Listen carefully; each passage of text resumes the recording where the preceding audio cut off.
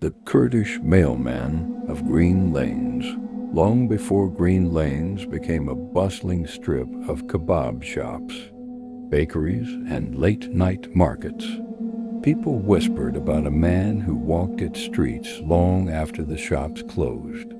He was known only as the Kurdish Mailman. By day he seemed ordinary, a quiet figure with a heavy bag strapped to his shoulder, delivering letters with mechanical precision. But those who saw him after midnight spoke of something else entirely.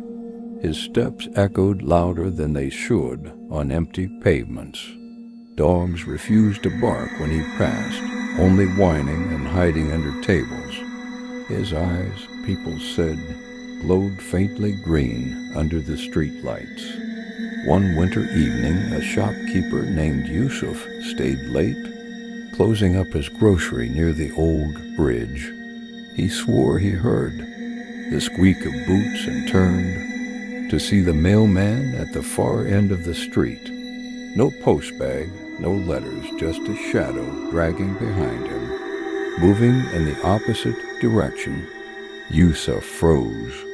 The mailman stopped, lifted his hand as if tipping an invisible cap, and whispered something in Kurdish.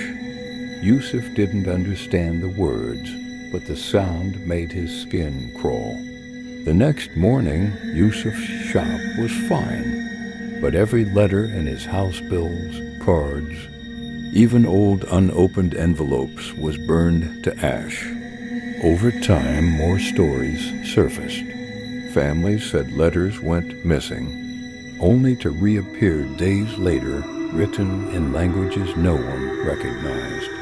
A delivery driver claimed he saw the mailman enter a closed post office at 3 a.m, though the door was locked and chained.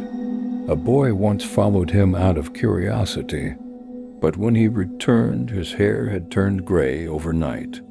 Some say the Kurdish mailman was no man at all, but a spirit bound to the endless task of delivering messages between the living and the dead.